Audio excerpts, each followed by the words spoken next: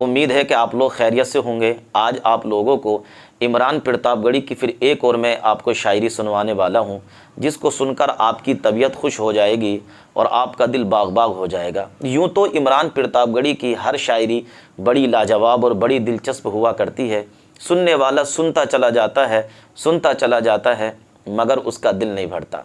एक क्लिप सुनता है, फिर दूसरी सुनता है, फिर तीसरी सुनता है, यानी रातों रात बंदा इमरान प्रतापगढ़ी की शायरी सुनता है।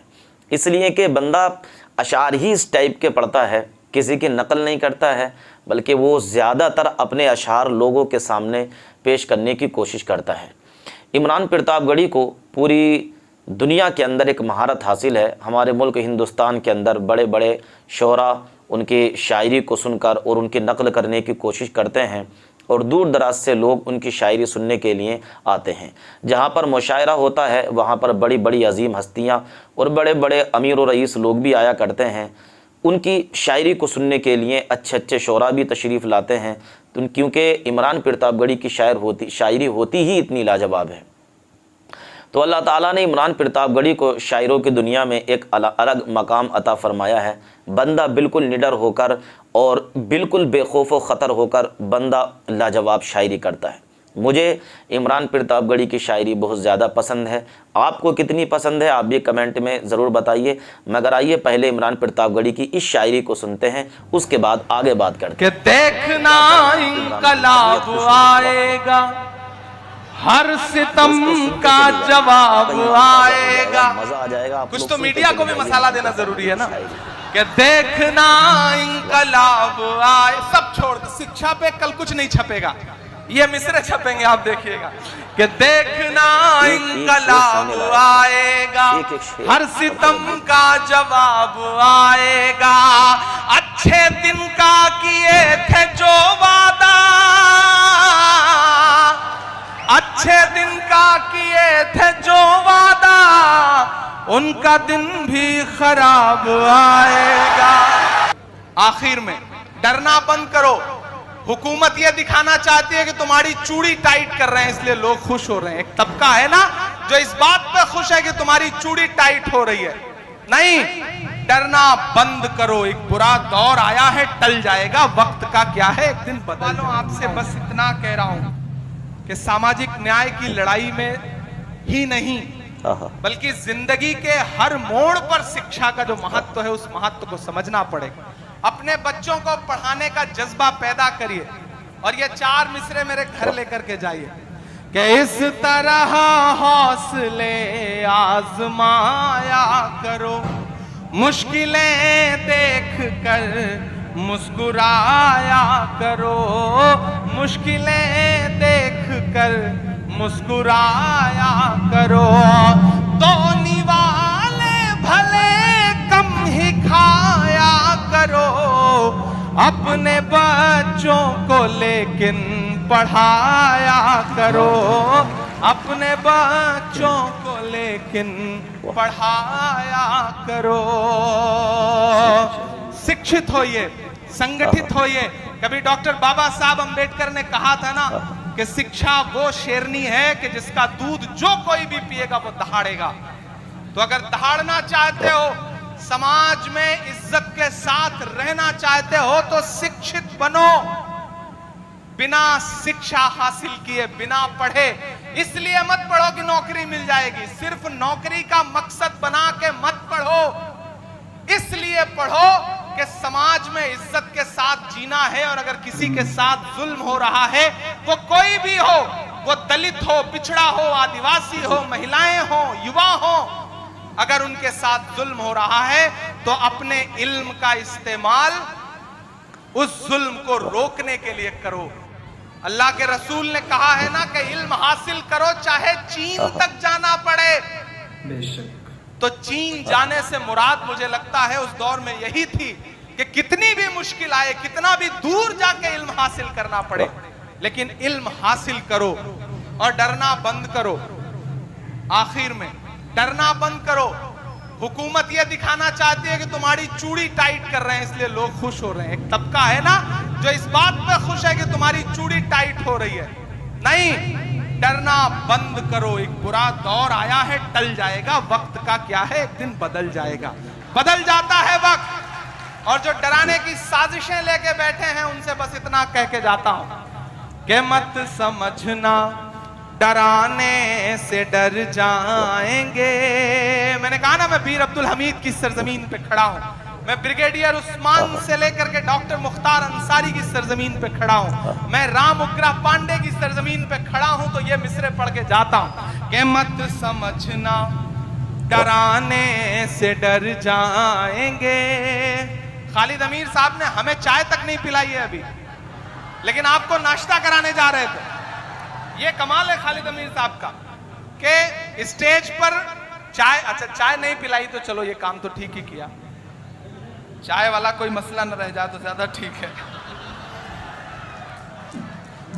देखिए मैं तो आजकल एक काम करता हूं विश्व विजय भाई, तो राजनीतिक आदमी, कभी कभी इस तरह की टिप्पणियां भी जरूरी है कि मैं कहीं किसी होटल पे, किसी ढाबे पे या किसी भी बच्चे को चाय ला करके सर्व करते हुए देखता हूं तो मैं कोशिश करता हूं कि उसे ले जाके किसी स्कूल में एडमिशन दिलाऊं ताकि वो आगे चल करके मुल्क का भविष्य ना खराब कर सके, वो पढ़े लिखे ताकि। क्या बात है। मत समझना डराने से डर जाएंगे। गाजीपुर के खून का जो उबाल है ना, जो इस मिट्टी का तेवर है ना, जो सरहदों की हिफाजत में खड़ा हुआ गाजीपुर का कोई भी लाल इस बात की परवाह नहीं करता कि सामने टैंक है या पैटर्न टैंक है या कौन है, वो अपनी जान की बाजी लगा करके भारत की सरहदों की हिफाजत करता है। मैं उस मिट्टी में खड़ा होकर के आखिर में आपको पुकारता हूं और ये मिसरे पढ़ता हूं, आपकी तालियों के शोर के साथ विदाई मांगता हूं कि मत समझना डराने से डर जाएंगे। अपनी बातें कहना सीखिए, पढ़िएगा तो अपनी बातें कहना भी सीखिएगा। कौन सी बात कहां कैसे कही जाती है, ये सलीका हो तो हर बात सुनी जाती है। मैं जब आया मेंबर ऑफ पार्लियामेंट बनके तो मैं ओथ लेने गया, तो मैंने हिंदी में शपथ ली। तो उस समय तत्कालीन उपराष्ट्रपति थे वेंकैया नायडू जी, उन्होंने मुझे बुलाया अपने चैम्बर में और बुला के मुझसे कहा कि मैंने बहुत दिन बाद किसी युवा को इतनी शुद्ध हिंदी बोलते हुए देखा। तो मैंने कहा सर मैं हिंदी साहित्य का विद्यार्थी हूं। तो वो और चौंके, बोले तुम तो शायर हो। मैंने कहा ये कितना खूबसूरत कॉम्बिनेशन है कि मैं इलाहाबाद विश्वविद्यालय में गंगा और जमुना के तट पर बैठ करके मैंने शायरी और कविता लिखनी सीखी है। जहां संगम होता है जो नदियों का, वहां पे साहित्य का संगम होता है। मैं उस मिट्टी से आया हूं, इसलिए इस सरकार की सारी खुराफातें समझता हूं और उसको इसी भाषा में जवाब देने का हुनर भी जानता हूं। एक दिन महिला सशक्तिकरण पे बात हो रही थी तो मैं खड़ा हुआ बोलने के लिए, तो मैंने कहा यत्र नार्यस्त पूज्यन्ते रमन्ते तत्र देवता। जब मैंने संस्कृत का सूत्र वाक्य सुनाया तो भाजपा के एक नेता बाद में मुझे सदन खत्म होने के बाद बोले इमरान आप संस्कृत का श्लोक सुना रहे हो। मैंने कहा इसमें कौन सा कमाल है भाई, मैं हिंदी साहित्य का पढ़ा हुआ हूं। अभी तो मैंने एक श्लोक सुनाया है, आपने महिलाओं के खिलाफ अत्याचार बंद नहीं किए तो और भी श्लोक सुनाऊंगा आपको। तो आपको शिक्षित इसलिए भी होना है कि दुनिया को समझने के लिए, पढ़ोगे नहीं तो कैसे आगे बढ़ोगे। इसलिए मेरी गुजारिश है भाइयों और खास तौर से युवा साथियों कि अपनी मंजिलें तय करो, पढ़ो और डरना बंद करो और हुकूमतों से ये कहो कि मत समझना डराने से डर जाएंगे,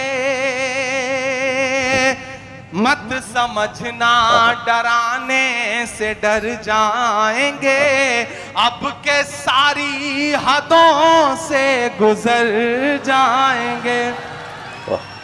तैयार रहना तालियां आप बजाने के लिए, जो अगले दो मिसरे हैं उस पर गाजीपुर की आवाम के लिए कहे गए मिसरे हैं वो कि मत समझना डराने से डर जाएंगे, अब के सारी हदों से गुजर जाएंगे, मौत के नाम का खौफ देता है क्यों।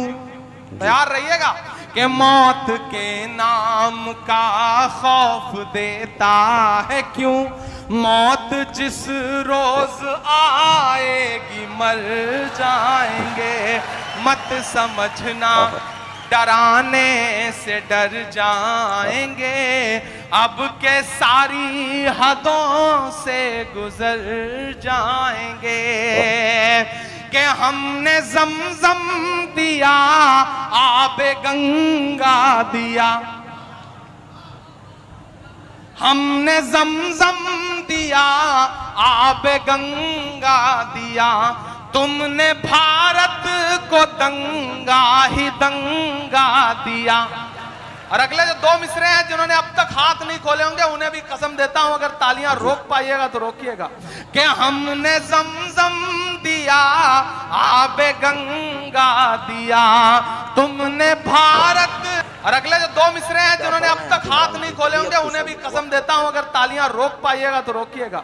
कि हमने जमजम दिया, आबे गंगा दिया, तुमने भारत को दंगा ही दंगा दिया, तुमने एक रंग के ख्वाब देखे मगर, तुमने एक रंग के ख्वाब देखे मगर, हमने हिंदुस्तान को तिरंगा दिया।